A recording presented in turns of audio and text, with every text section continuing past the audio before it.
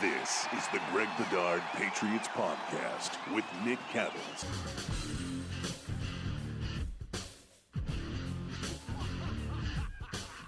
All right, welcome in. This is the Greg Bedard Patriots Podcast. Brendan Glasheen filling in for Nick Cattles. Greg, what's going on? Thanks so much for having me. Brendan, welcome.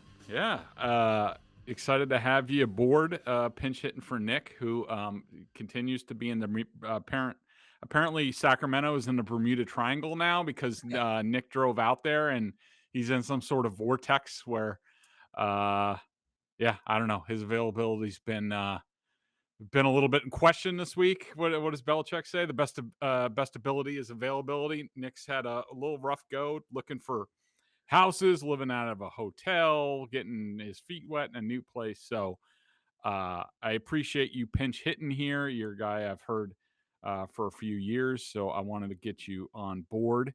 And so what have you? I've heard you a lot on Sports Hub. What else you doing? What's going on with you? Yeah, I've been kind of all over the place. Sports Hub is one of my many stops throughout the course of my media career, but doing some play-by-play with the Maine Celtics of the G League, also the Connecticut Sun of the WNBA. I do some work at DraftKings during the week, so we have plenty of, as you know, Greg, a lot of crossover. You know, DraftKings and the Sports Hub work together, and doing some stuff there as well. So I keep busy. Nice. So that's it's good. Busy's good, of course, in these times, especially too. And, you know, like you said, I mean, Bill Belichick can tell all of his players to plan early for the weather. I'm not sure you can plan for a vortex in Cattle's case, right? So Exactly. So hopefully Nick's good. But here we are, wild card weekend approaching. The Patriots have the nightcap on Saturday. And, man, this team, considering where they were about a month ago in Buffalo, it's amazing that we're back in this spot. They're going to be in Buffalo again. Frigid weather, some wind will be a factor, but you consider at the time in position to be the number one seed in the conference. They go now to the 6th seed, and now they're on their way to Buffalo again. Where to start, Greg? Where do you start with this team heading into Wild Card Weekend? Yeah, Brendan, I'm not sure. I mean, I'll start here. I think the position that this team had, look, they had earned it. Okay, they dug themselves a hole. They dug out of it. It doesn't really matter really who they played or what caliber it was. They had put themselves in good position. They had done that by steadily getting better. They were executing better. Since the bye week, it has been a completely different story. This team, at this point, Brennan, to be honest with you, I don't have a whole lot of confidence in this team. From what I saw in this game and, putting it together with the Colts game and the second Bills game, I leave out the possibility that they could get run off the field in Buffalo. And I don't even think Buffalo's that much better than them. I mean, they're a little bit more talented, but, all things being equal, this being like a quote unquote Patriots team, their level of execution and some of the selfishness that has gone on this team, some of the flat out stupidity with penalties and just poor play. I don't know what team I'm watching. This is not a team that I'm used to observing. I'm a little bit off kilter. I don't know what to expect out of this team, Brendan. They could easily get blown out on Saturday night, which I think would be a fitting end for this team, considering how they've just blown chance after chance in the last month of the season. They could also all of a sudden, because it's the playoff and it's one and done, they could all of a sudden come together and be that team again and win. Nothing would surprise me. I can't tell you. This game is very hard to predict for me, Brennan, and we'll get into our game pick. I need to watch some more film on the Bills. We'll talk about it later in the week, specifically about this matchup. But where the state of the Patriots right now, to me, is just completely up and down. I don't know what to make of this team. There's a lot of selfishness going on defense that we'll talk about, which is probably the most surprising thing to me. And anything can happen. They just like they earned the number 1 seed, they'd earn the number 6 seed right now. And so going there, I don't have a whole lot of confidence in Mac Jones in the cold, the frigid temperatures that are going to be there. But we'll see. Josh Allen could throw 3 interceptions like he did against the Falcons, and the Patriots could win. But as of right now, about this Patriots team, Their starts have been horrendous. Right. I think some of the coaching is in question, and I think some of the buy-in on defense is in question. So to me, this is one big question mark of a team. So we'll certainly, in the first bit here, we'll look at just the collective as what this season was, and then turn our attention, as Greg said, to Buffalo. You mentioned the slow starts. They are now 1-6 in games in which they've trailed after the first quarter. And you make a good point there about the game in Buffalo from earlier in the season. I use that as something to point to since the slide began. They've lost 3 or 4 to close the season. I have my doubts coaching wise, and more so from a big picture standpoint, the development of the quarterback and the development of finding ways to win in different ways. Because at the time they beat Buffalo on the road, and we credit Bill Belichick and we credit Josh McDaniels for sticking to a plan. And look, Bill's been, and you know this for sure. Bill's got a ton of credit over the years for any singular game. He will do exactly what it takes to win that singular game. But did that cause a rift in the development of the team as a whole to this point in the season? And you say it starts with coaching. What specifically do you mean by that? Well, I just think, and it's hard for me to really explain this, but let's just take this game for example. They come out on defense. Yep. The Dolphins go right down the field, just like they did in week 1. And they get down into the red zone, and they're playing a very simple cover, and he bites on the inner route, and then he just forgets about Jalen Waddle in the corner of the end zone. And to me, that's just discipline. That's playing good football. And at this point in the season, most Patriots teams don't make those mistakes, Brendan. Like that's a very basic play. Kyle Van Noy doesn't get a hand on Devontae Parker. He's able to go into, and sort of distract. It's basically they're putting 2 vertical routes, very short vertical routes, because they're in the red zone, and they're trying to see who might bite. And J.C. Jackson bites. It's basic 101 stuff for a cornerback, a Patriots cornerback. And to me, that just tells me that the coaching hasn't been hard enough. Like they're just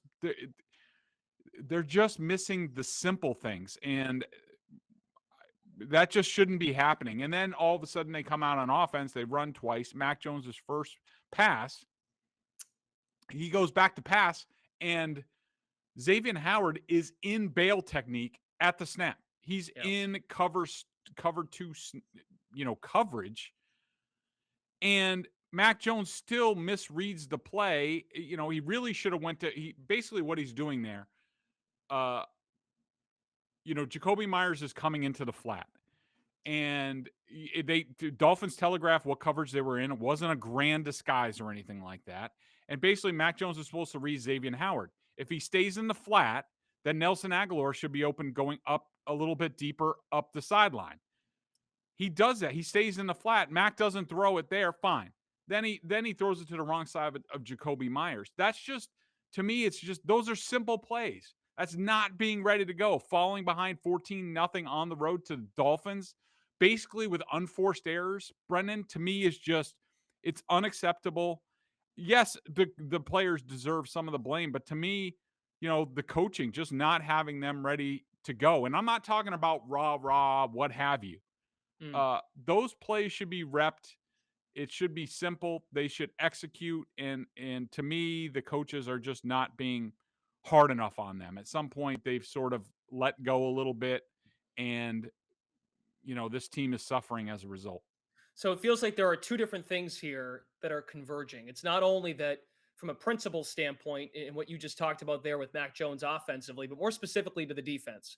You feel as if the defense can't get that necessary key stop, whether or not the team is down multiple scores or whether it's early in the game, as we saw the other night or the other day in Miami. And then at the same time, and I know you've pointed this out before, that you think something might be up with Matt Judon, but you're getting the sense that he's freelancing a bit. Now, can that be a combination of being hurt and just trying to get away with something because you're not as comfortable to stay in scheme? Or are we seeing a player that got a big contract in the offseason, he's feeling himself a little bit because he's had a great year up until recent weeks? What's up with Judon? Yeah. Well, let's touch on the defense first. I mean, Okay. I think anybody who's observed this team has seen that they have not been able to get the key stop. And it's been Right. mostly at the end of games. Week 1 against Miami. Damian Harris fumbles going in. It happens. There's still 3:31 left. What happens? Miami runs the clock out. Week 3 against New Orleans. Patriots make it 21-13 with 9:21 left. What happens?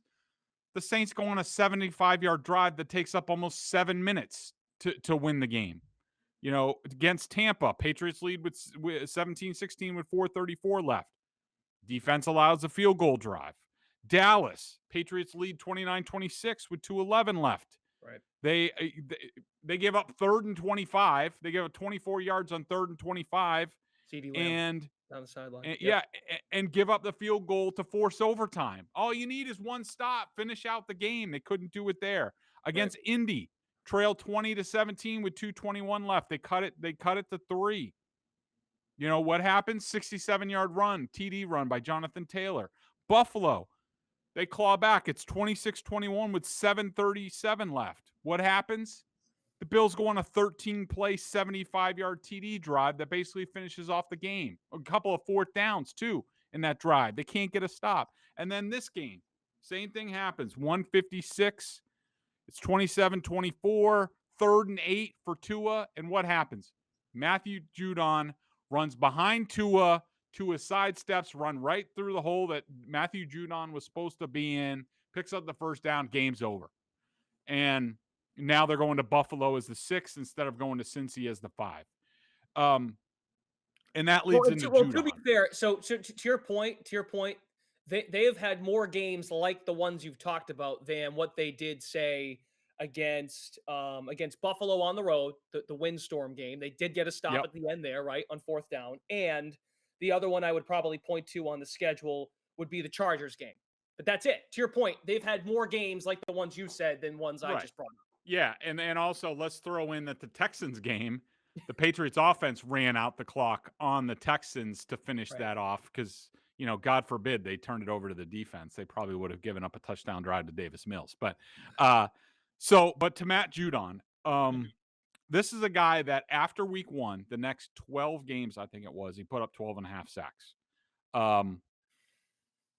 It's in the last 4 games, and the Jaguars, he was out. Largely, he didn't play all that much, so that it's almost like 3+ games. But for him, 0 sacks in down the stretch here. And what's more concerning to me, and it really showed up in the Bills game. I don't really remember that much about the Colts game. I'll have to go back and consult my notes. But in the Bills game, they asked him a lot to do, work against Dawson Knox. Either hit him coming off the line, be in coverage in the flat, what have you. And it started in that game where all of a sudden Matthew Judon's like, he's not even close to the play, and he's over with Dawson Knox, and he's like tackling him to the ground. Like, weird stuff is going on. Josh Allen was able to run, basically do whatever he wanted to in that game because guys like Matthew Judon were running by him and leaving him gaps. The rush was totally undisciplined. This game, that final 3rd down, it happened in other times in this game too. It just, Matthew Judon, to me, looks like a player that's out to get his and only his. He's not concerned about the scheme. He's reverting back to whatever he did in Baltimore.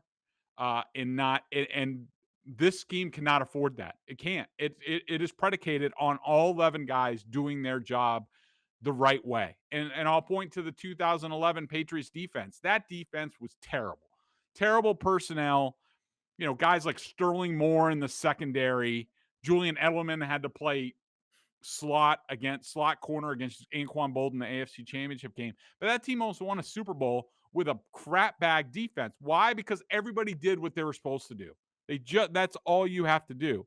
And Judon, he's running by the quarterback. He's not where he's supposed to be. He's not dropping into coverage when he should. He's not touching tight ends or receivers coming out. It looks like he's leaving guys out to dry on this team. And it's not good enough. They need him to be better. And Brendan, I've asked people around the team about this, and they, just saying like, I kind of want to rip Matthew Judon this week. Should I stay away from that? And they said, no, you'd be okay doing that. But the way I read it from people I've talked about, So, Matthew Judon got the big contract, came over. Right. Bill Belichick has given him a lot of leeway, especially he did early on in the season, like, hey, you know, basically leaving him alone to his own devices. And largely he played within the structure of the scheme. I didn't have a whole lot of problems, and he was great. And Bill kind of left him alone. And when he did make mistakes, he wouldn't, kind of, left him to his own devices. But now it's gotten worse.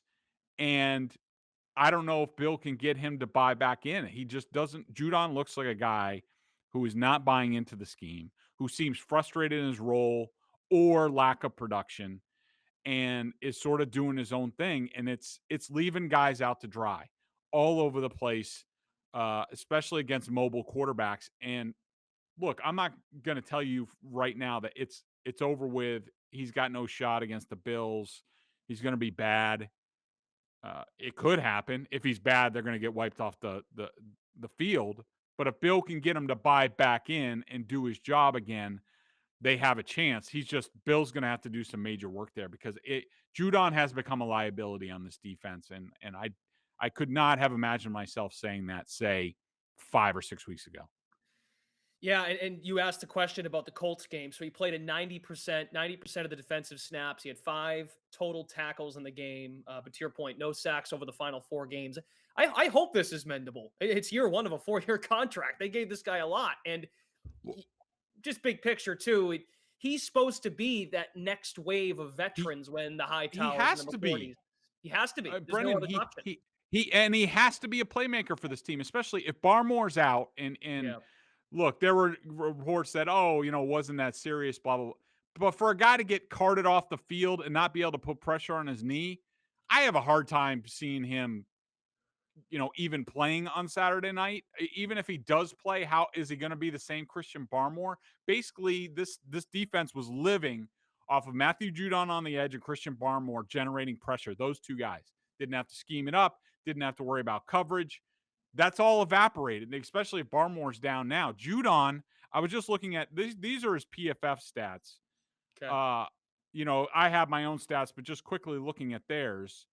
The Chargers game, he had 10 total pressures. So he had, from the Chargers game through the Bills, so before the bye, he had 18, 23, 26, 30. He had 30 pressures himself in those 6 games. 30. He averaged 5 pressures a game.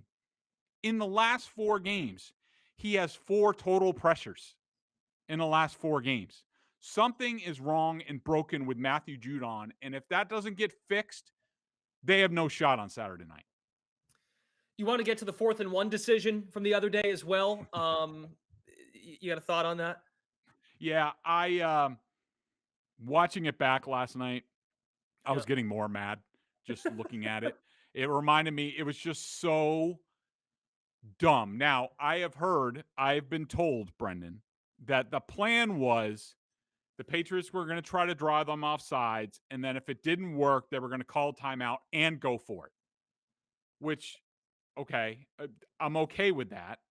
But Bill Belichick was really going to burn his final timeout trying to draw a team off sides on 4th and 6 inches or 8 inches, whatever it was.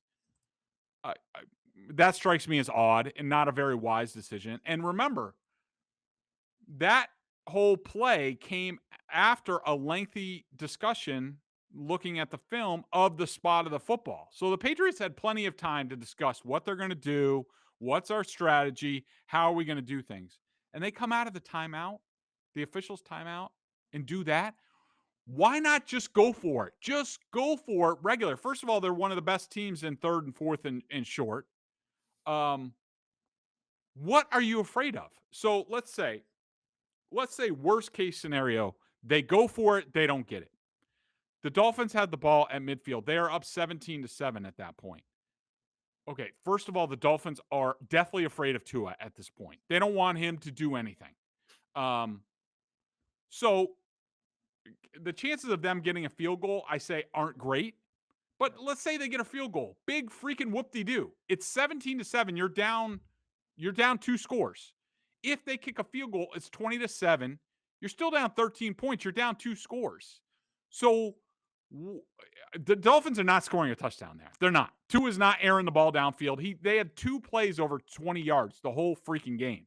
And one was probably by Tua running the ball. And so I thought they had much more to gain by going for it. Not a whole lot to lose. You get it. You at least get a field goal. It's 17-10. You get the ball to start the second half. You get a touchdown. It's your bad starts all over. It's 0-0, what have you. They ended up getting a field goal. But to me, there was much more to gain there, not much to lose. And I thought it was just another example like the Tampa Bay game and other games where Belichick is just, for some reason, he's coaching scared. I don't know if it's Mac Jones. I don't know if it's the offense in general. Whatever it is, I didn't like it. I haven't liked a lot of those decisions. Give the team some confidence. Go for it. What do you have to lose? I mean, it's a Right. difference in 1 seed. There's nothing on the line. What's to lose? Just go for it. Right. And at that point in the game, you're not scoreboard monitoring Buffalo and the Jets, which, by the way, was a field goal game Yep. at one point, too. Mhm. Made you think, like, oh, maybe there is a chance at the division. But as it turns out, Buffalo pulled ahead. Before we get to 3 up, 3 down, you want to give one last thought on Mac Jones and his assessment? I think this kind of ties into what you just talked about, confidence. And man, after that 4th and 1 call, I mean, you can see the reaction on his face, body language, not great. Yeah, I didn't think Mac played very, very well at all in this game. I mean, he played well late when the Dolphins were basically in very soft coverage, a lot of cover 4, a lot of zone. Mhm. He's fine with that. But otherwise, before that, I think before the final drive, let's see, before so he had the uh so when he threw that sideline pass to Jacoby Myers, and he had 2 of those. Jacoby Myers and Hunter Henry, great passes. A little flat, those were tough catches. I'd like to see a little bit more air under those balls, but to that point, when he hit Jacoby Myers down the sideline, I had him for 3+ plays in the game, and I had him for 8 minus plays in the game. He had the interception, which was terrible. The fumble, I put it on him at the 22-yard line. These are things that just can't happen. He looked uncomfortable almost the entire game to me. I didn't like some of his decisions. His decisions each week have been more and more questionable decisions in my mind. He's just not playing very good ball at this point. And, uh, I don't like him. I don't like where he is. I think he needs to get to the offseason now. I think he is who he is at this point. They're just trying to hold on. Um, but yeah, I mean, it was I don't just think not a good enough way for I him to don't think finish. enough is Craig, I don't think enough is made of the fact that he went on a national title run with Alabama, got drafted, and went right into rookie camp. Like, he hasn't had a break here, Yep. and the narrative around November when folks were thinking, "Can Mac Jones make it through a whole season?" Well, yes, he's playing like he's the listed starter, but the play itself, I think, is now reflecting he's played a lot. He's just been part of a lot of football here the last almost year and a half now, right? Like that's starting to become a factor. Yeah, it is. It's been a very long season, and I brought this up, sort of about like week 10 or week 11. That basically Mhm. you include the preseason, plus on top of that, that he was in a QB competition the whole time, and he no break. They didn't have a bye week yet or anything like that. Didn't have Thursday Mhm. night football. That's a lot. It's a lot. And now he's going to be playing 18 games in 19 weeks, and actually you include the preseason. When he played a lot, that's going to be 21 games in basically 22 weeks. That's a lot of football, and that's a lot of mental stress. Uh, I think he has had his fill. I think at this point, I have a tough time seeing them going on a run just in general. But I do think largely it's been a successful rookie campaign for Sure. him. I think he's going to learn a lot. I think he's done a good job in just sort of the starter packet of this offense, and there's much more that they can do and they will do going forward. It's tough to see him sort of slide here at the end of the season, but like you said, it's not a surprise. It doesn't mean anything in my mind in terms of his future and what he can do here. It's just this is why rookie quarterbacks don't go to the Super Bowl. And it's very, very hard. It's You're even in the more postseason. difficult now with the Yeah. schedule. or to the postseason, right? I mean, I know folks could Yep. make the argument that there are other younger quarterbacks that are flourishing just fine, but again, he was in the national title game, and since that game, it's been nonstop for the kid. So 3 up, 3 down. Let's start with the ups. I thought that Brandon Bolden had a very strong game. I mean, he had the 2 touchdowns. He did it running. He did it passing. Um, he contributes on special teams too. I just think he had a really strong game, and the Patriots are going to need more of it. I was actually, speaking of that, I was surprised that Ramondre Stevenson, watching back the game, I was surprised he came back. I didn't realize how hard he got hit by Landon Roberts, and he basically, went straight down. But you know, I don't get paid the big bucks, so I, Are we I don't just understand. also just a note on Bolden? I think it's worthy of just mentioning here. Is he just a really damn good football player? Because Greg, like I'm sure you hear this from Mhm. fans all the time, but what he's done this year offensively is something that we haven't seen in his time as a Patriot, even when he was in Miami for a cup of coffee. Like, did you ever envision a kind of year Brandon Bolden has put together offensively? No, but I've always liked Bolden. Okay. Certainly early on in the season, it looked like he kind of had lead in his legs, and he did have the year off, so it took him a while to get going. But since then, he's even shown surprising burst, Right. in these games. So, yeah, I think he's done a really nice job. Number 2 for me, after the game, I had Hunter Henry, Brendan, but and I do think he had a decent game. I did not like his run blocking in this game. I don't know if there's something going on with Jonnu Smith, either injury or they just are reducing his role, but they use Hunter Henry to block a lot more, and that was not great for him. So I went with Jacoby Myers. I thought, the couple big catches, he's one of the only reliable guys, along with Henry, that they have on offense. And so, uh, I liked what Myers did there, and I'm gonna go. Ted Karras on the offensive line. I had him for a clean sheet. I thought he had a really good game. Okay, no one from the defense, huh? So that just comes to show what we talked about earlier in this show today, that you are just not you're not a fan of what's been going on here. I'm getting the sense that we might hear some defensive guys here in the 3 down. Yeah, well, we'll start with Mac Jones. I just didn't. Okay. You can't turn the ball over like that. The first throw of the game, and then a fumble in the red zone, inexcusable. He had his moments, but like I said earlier, his decision making, I'm having more and more issues with. Um, Mac Jones was number 1 down for me. Number 2 down to me was Dietrich Wise. I don't remember him doing anything in the game. This is a guy who plays 45 snaps. Like, what are we doing? He had a couple pressures, but they were sort of late in the down, and not a big deal. And I'm gonna go Judon as well. I don't, he's not doing his job.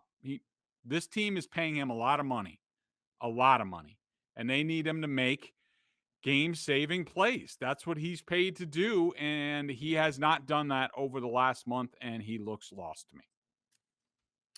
All right, that's 3 up, 3 down. Good stuff. So now we turn our attention to the Buffalo Bills and more so just this game this weekend. We've done plenty of talk about just the state of the Patriots and where we're at through an 18-week regular season. Buffalo rips off 4 straight wins to end the year after losing to New England at home.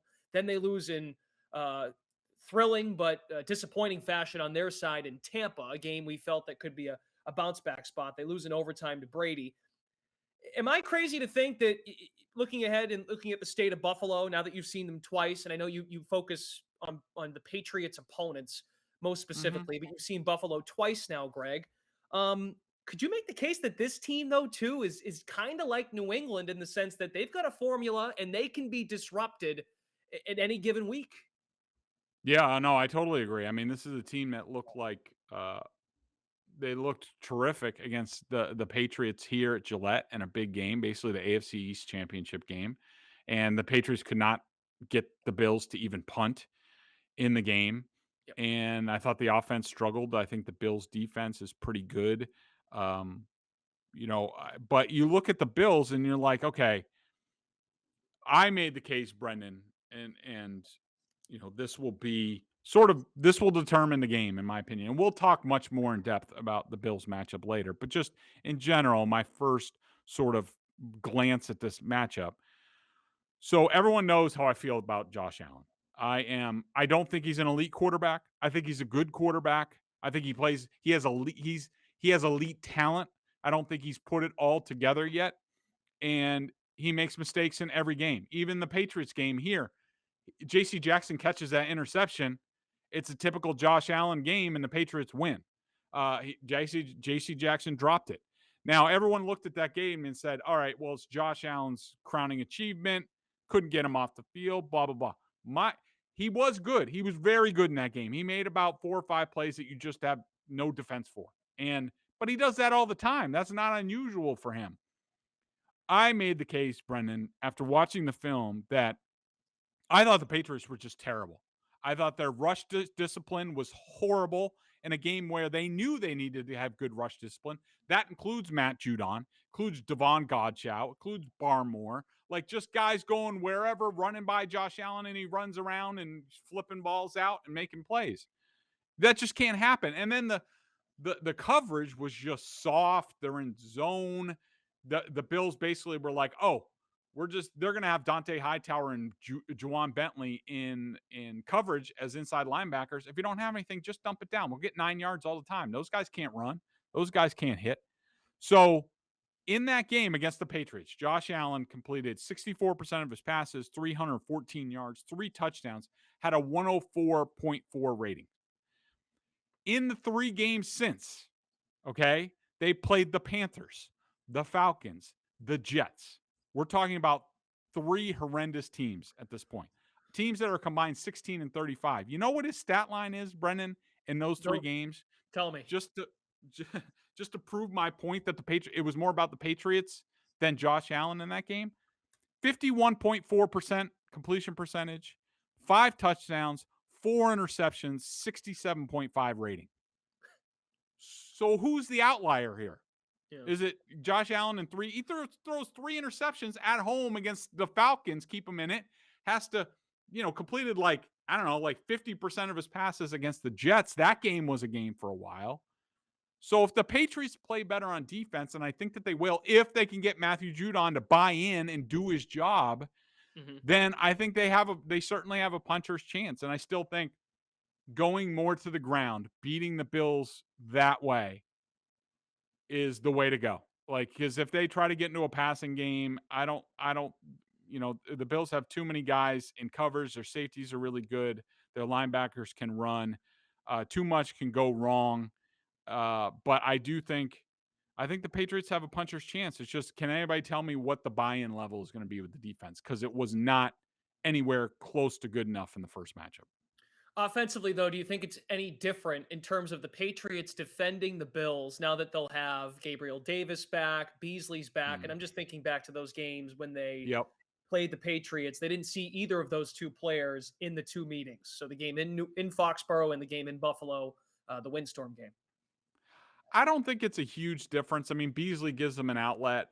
Davis, they basically had guys playing their role. I mean, Isaiah McKenzie, I thought another big thing that I would look for in this game to see if the Patriots learned anything about the last matchup, they were just not physical at all with the receivers. They just let them run wherever they wanted to. Isaiah McKenzie runs right across Miles Bryant across the field, and with no pass rush, or pass rushes was good, not good enough. I had them for 21% pressure in that game. Other people said 40 or 50%. It wasn't real pressure to me. Real pressure was 21%. That's not good enough.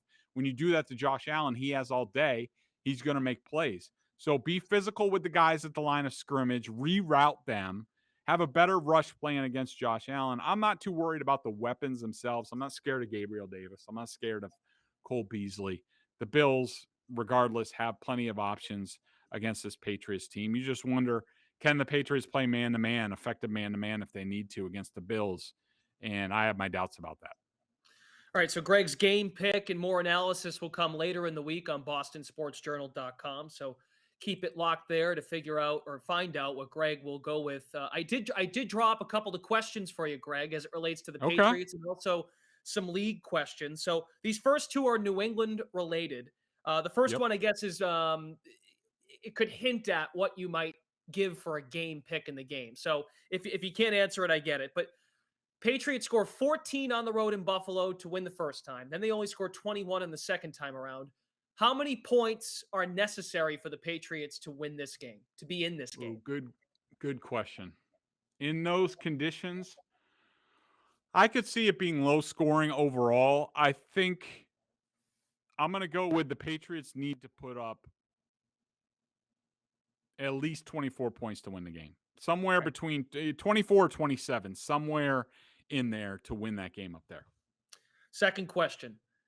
This is a talking point, big picture thought from the season, and it's going to be one you'll probably hear really up until this game comes and probably after this game on Saturday, whether or not they win the game or not. Do you consider the 2021-22 season a successful season for the New England Patriots? It depends how it ends in Buffalo. At this point, without another game, it's success. Sure, it's successful, but I would label it as disappointing the way they have finished. One win down the stretch against Indy or Buffalo or even this game where, better starts. Look, we talked about their starts earlier. I didn't even give out the stat. In those 3 games that they've lost, they've fallen behind combined 57-7. How can anybody be not disappointed at that? I mean, that's just coming out in the biggest games of the year, some of the most competitive games of the year, and you're just not ready to answer the bell. How does that even happen? So if they go to Buffalo and get wiped off the field, then I reserve the right, Brendan, to say that this was not a success. That would be 10-8 for them. Last year they finished 7-9 with less talent, certainly less free agent additions. Cam Newton at quarterback.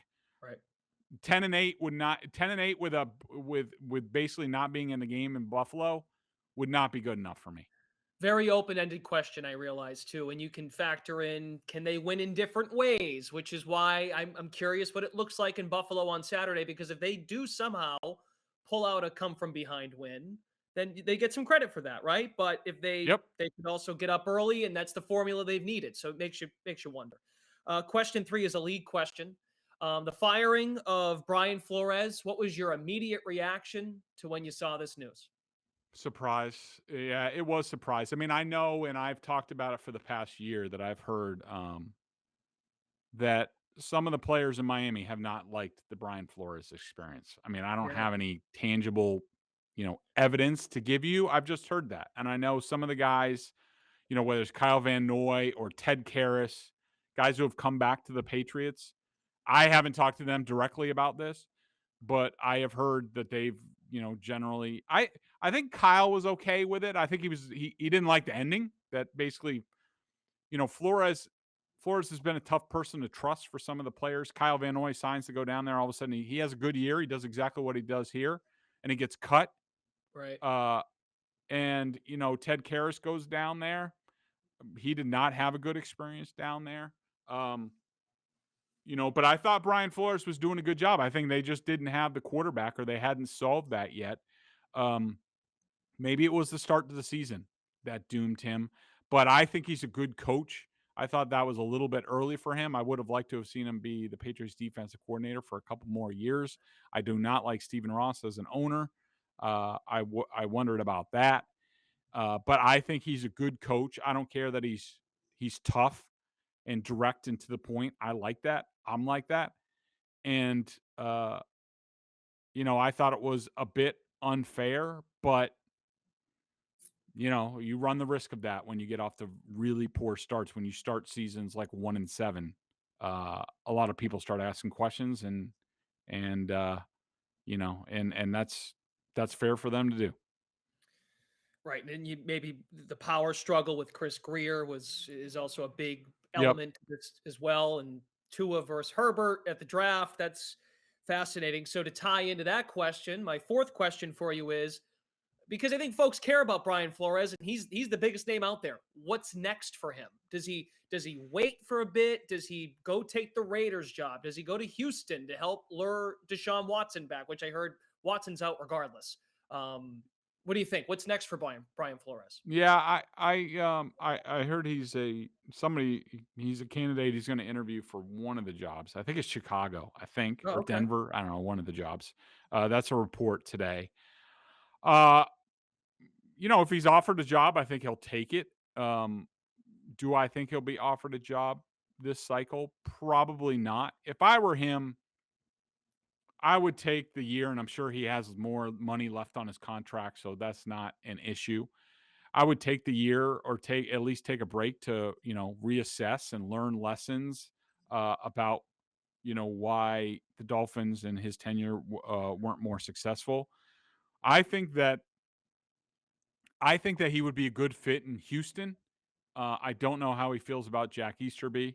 A lot of those guys really like him, but I'm sure Flores has a good rapport with Caserio, and that's ultimately what his downfall there was. Is that when you come from the Patriots system and you're used to a certain way of things getting done, you want your personnel department to see the game the same way as you. And, while Greer, I think, was here at some point, certainly his dad was, Greer was here at some point, not exactly a perfect fit in terms of what Flores wants and what Greer wants.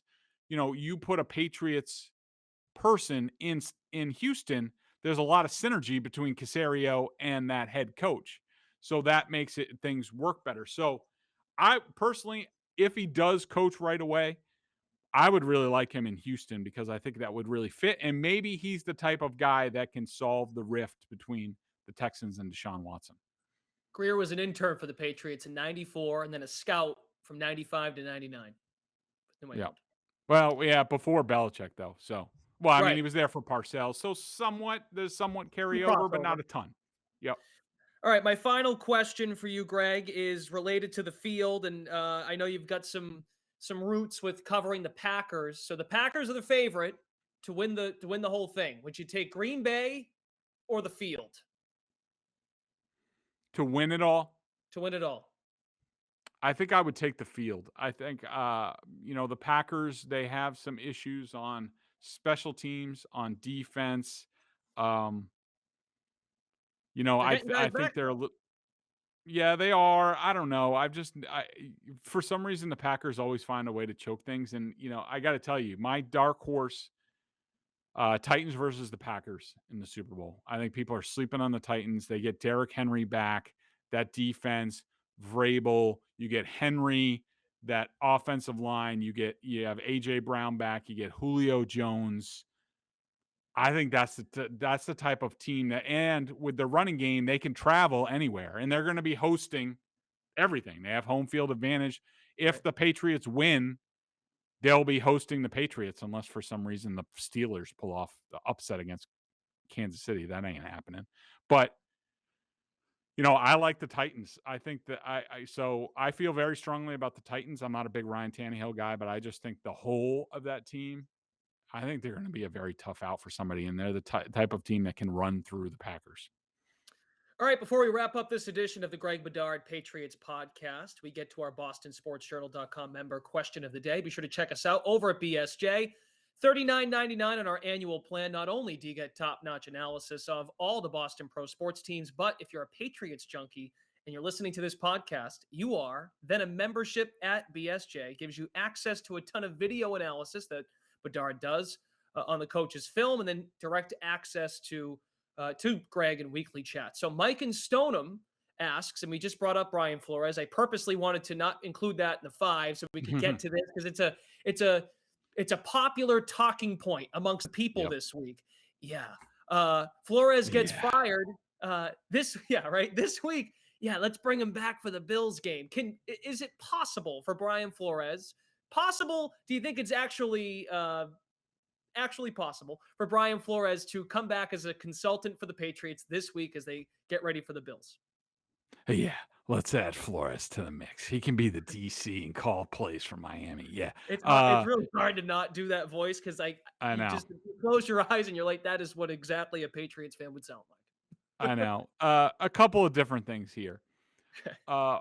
I think, first of all, you have to take into context that this is Brian Flores probably just got the carpet ripped out from under him. In terms of Yeah. being fired out of nowhere, he has a family that I'm sure, and football coaches are very busy during the season. I'm sure he's just trying to assess what's going on. Like we said, somebody's requested to talk to him about one of the coach openings. He's probably going to get a couple more requests on that. He's probably more focused on that and more sort of just taking a breather, figuring out what went wrong.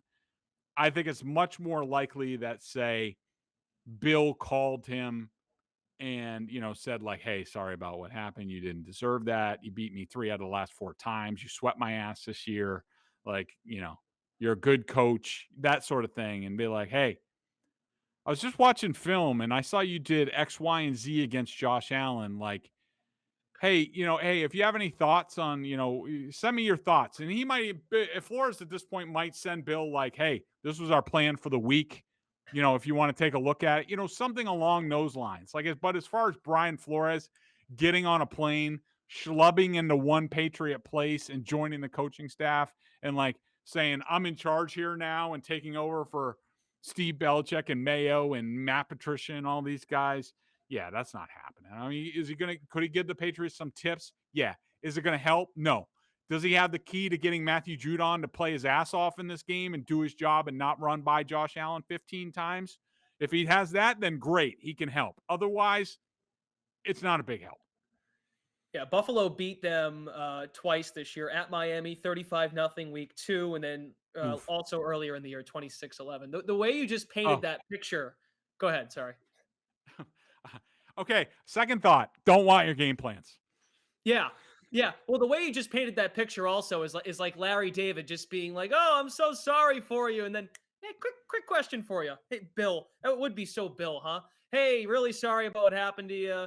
Yeah, you're a good coach. By the way, quick question. The Bills. Yeah, maybe wouldn't be so helpful. Okay, I think that's going to wrap it up for this version of the Greg Bedard Patriots podcast. Good to be with you, Greg, and we'll see what happens. I know you're going to have more this week on BSJ and BostonSportsJournal.com prediction for the game, and it's only going to build as the week goes on. Yeah, Brendan, thanks so much for pinch hitting. I enjoyed it. Hope you have fun, and we'll have you back probably later in the week, and then we'll figure out, if Nick Cattles is on the map anymore or what his deal is. But I hope you had fun. Thanks, buddy, and we'll see everybody later in the week, Thursday or Friday, with the Greg Bedard Patriots Podcast.